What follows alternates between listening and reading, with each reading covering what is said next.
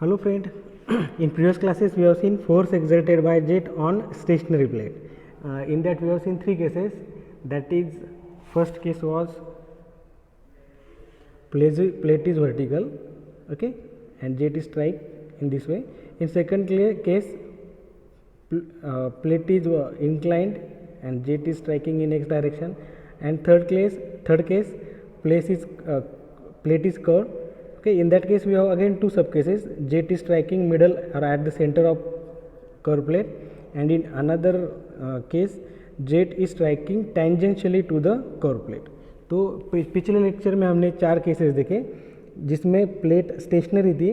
पहले केस में वर्टिकल, दूसरे केस में इंक्लाइन, तीसरे केस में कर्व्ड प्लेट थी जिसमें जेट सेंटर पे स्ट्राइक कर रहा था, और चौथे में कर्व प्लेट थी और जेट टेंजेंशियली स्ट्राइक कर रहा था। अब इसमें भी दो चीज़ें कि या तो प्लेट सिमेट्रिकल रहेगी या अनसिमेट्रिकल। तो इसमें दो केसेस है, jet is striking tangentially to the symmetric plate and jet is striking tangential to the unsymmetric plate.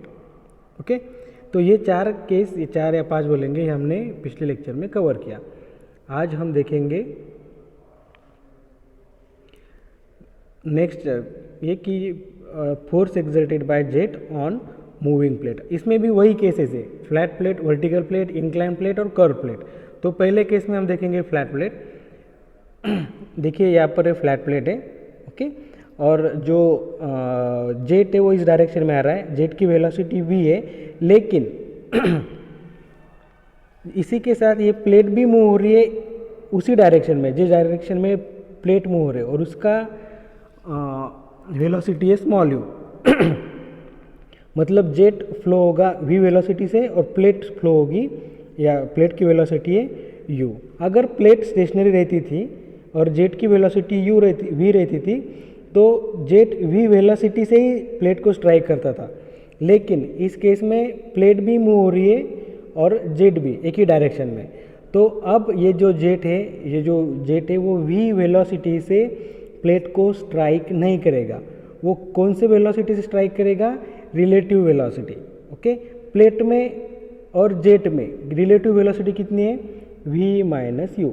अब इस वेलोसिटी के साथ जेट प्लेट को स्ट्राइक करेगा क्योंकि प्लेट u वेलोसिटी से मूव हो रही है। आपको समझ में आएगा? नहीं तो एक एग्जांपल देके बताता हूँ। सपोज ये प्लेट है और जेट की वेलोसिटी है 40 मीटर पर सेकंड। अगर ये प्लेट स्टेशनरी है तो ये 40 मीटर पर सेकंड से स्ट्राइक करेगा, लेकिन अगर ये प्लेट इस डायरेक्शन में 10 मीटर पर सेकंड से मूव हो रही है तो जो जेट स्ट्राइक करेगा प्लेट को वो ना ही 40 की स्पीड से करेगा, वो करेगा 40 माइनस 10 की वेलोसिटी से। मतलब वो 30 मीटर पर सेकंड की वेलोसिटी से प्लेट को स्ट्राइक करेगा क्योंकि प्लेट मूव हो रही है, और रिलेटिव टू प्लेट जेट की वेलोसिटी अब कितनी है? 40 माइनस 10। समझ में आ गया? Relative to the plate jet की वेलोसिटी कितनी है? v minus u. मतलब उसी वेलोसिटी के साथ वो जेट को स्ट्राइक करेगा। तो ये हो गया relative velocity of the jet with respect to plate v minus u. अब हम निकालना है कि mass of water striking the plate per second. तो उसके लिए सेम फार्मूला रो ए वी। ओके, इसको तो हम स्मॉल ए बोलेंगे, रो ए। अब ये v मतलब जिस वेलोसिटी से जेट स्ट्राइक करेगा प्लेट को, ओके, वो कितनी है? v minus u. तो यहाँ पर क्या आएगा? v minus u. Mass of the water striking to the plate, ये आएगा इतना, rho a v minus u. अब हम निकालेंगे force exerted by jet on the plate. तो वो कैसे निकालेंगे? उसका फॉर्मूला है force equals to initial momentum minus final momentum, या mass into initial velocity minus final velocity.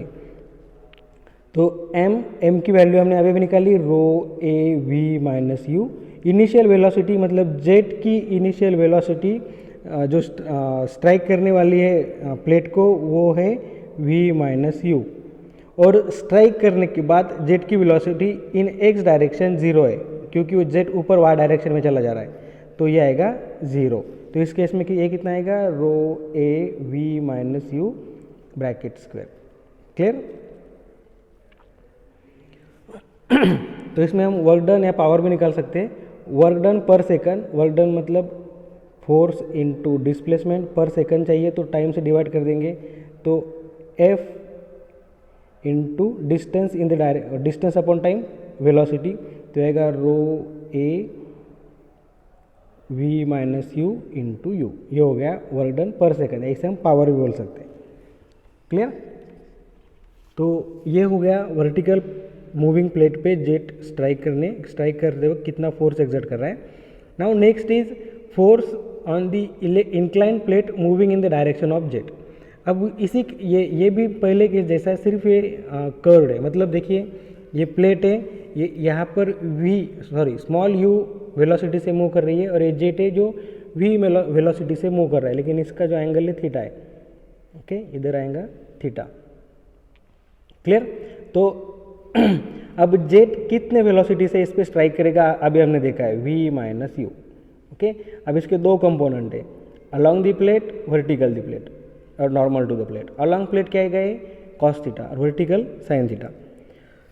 ये हमने यहाँ पर मास निकाल लिया, mass of the water striking per second, rho A v के फॉर्मूले से। अब हम निकालेंगे फोर्स। तो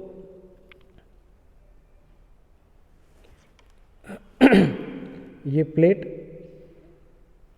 ये थीटा और ये भी थीटा, ये v माइनस यू, ये अलोंग द प्लेट, ये नॉर्मल। अब हमें नॉर्मल निकालना है एफ एन। तो नॉर्मल क्या आएगा, वेलोसिटी का component v minus u sine theta. मतलब नॉर्मली वेलोसिटी का कंपोनेंट है v minus u sine theta. तो फोर्स क्या आएगा, मास into initial velocity minus final velocity. तो मास इनिशियल वेलोसिटी हो गई ये। क्लियर? तो मास की वैल्यू रो ए वी माइनस यू और initial velocity v minus u sine theta minus zero. तो ये हो गया फॉर्मूला नॉर्मल का। मतलब प्लेट ऐसी है तो नॉर्मल एफ एन है। ओके, तो हमें निकालना है एक्स डायरेक्शन में एफ एक्स और वाई डायरेक्शन में एफ वाई। क्लियर? तो एफ एक्स कितना आएगा, एफ एन साइन थीटा, और ये कितना आएगा, एफ एन कॉस थीटा, बराबर। क्लियर? ये 90 है तो ये 90 माइनस थीटा, तो ये बराबर साइन आ जाता है, ये कॉस आ जाता है। मैंने आपको क्लास में ही पढ़ाई है। तो ये आ जाएगा F x F n sine theta, F की वैल्यू पुट कर दी, F y F n cos theta, उसकी वैल्यू पुट कर दी। ये हो गया force exerted by jet on moving incline plate. Clear? इसके बाद हम देखेंगे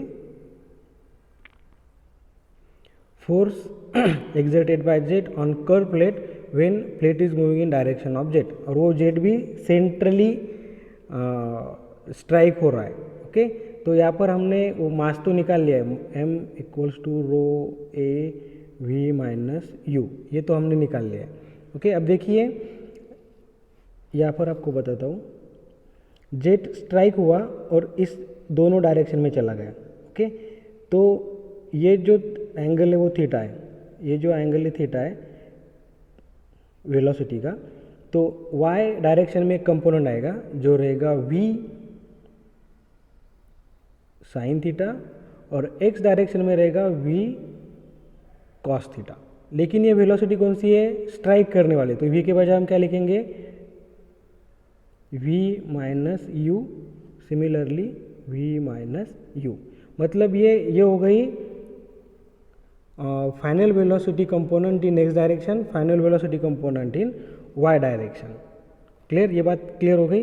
ये हम देख रहे कर्व केस में पहली केस जिसमें जेट सेंटर पे स्ट्राइक कर रहा है और ऐसे अलोंग द प्लेट मूव होके ऐसे बाहर चला जाएगा। तो स्ट्राइक कितने वेलोसिटी से कर रहा है, v minus you.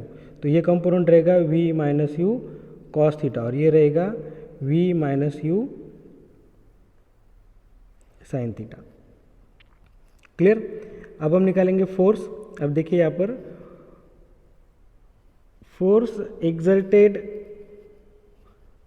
Bye jet on the curve plate in direction of jet, x direction में निकालना है, सॉरी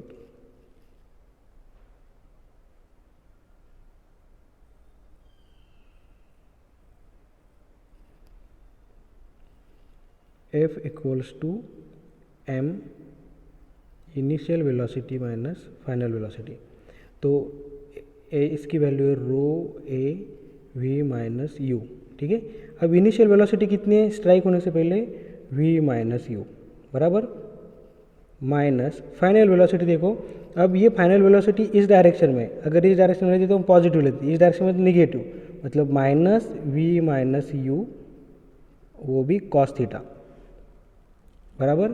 तो ये कितना आएगा, रो ए v minus u, v minus u common आ जाएगा तो इसका ब्रैकेट स्क्वायर, यहाँ पर रहेगा 1 माइनस माइनस प्लस और ये कॉस थीटा बचा हुआ, ये वाला यहाँ पर कॉस थीटा है। फाइनल वेलोसिटी का कंपोनेंट क्या है, v minus u cos theta, तो ये यहाँ पर आ जाएगा, ठीक है। तो कितना फोर्स हुआ इस डायरेक्शन में, रो ए v minus u bracket square 1 plus cos theta, देखिए, ठीक है। सिमिलरली वाई डायरेक्शन में देखिए, वाई डायरेक्शन निकालेंगे, force in y direction m initial velocity in y direction, final velocity in y direction.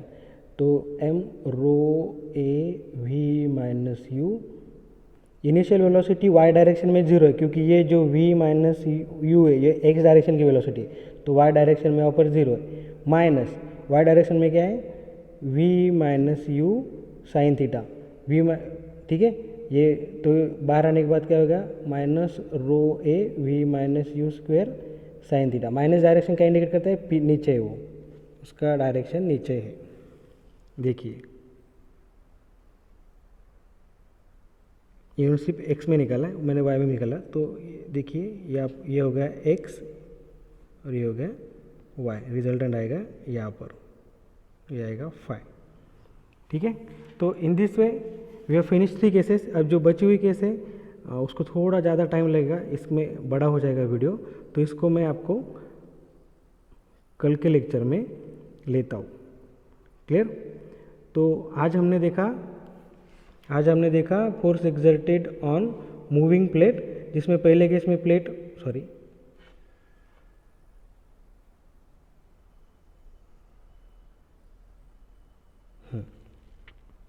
पहले केस में plate vertical थी और इस डायरेक्शन में u वेलोसिटी से मूव हो रही थी और ये v डायरेक्शन से z आ रहा था।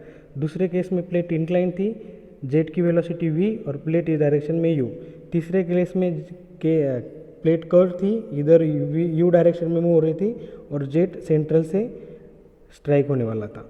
ये तीनों केस हमने देखे। कल हम देखेंगे कि ये टेंजेंशियली स्ट्राइक करता है और प्लेट अनसिमेट्रिक है, तो ये हम कल के लेक्चर में देखेंगे। कुछ डाउट रहा तो आप मुझे पूछ सकते हो। Thank you.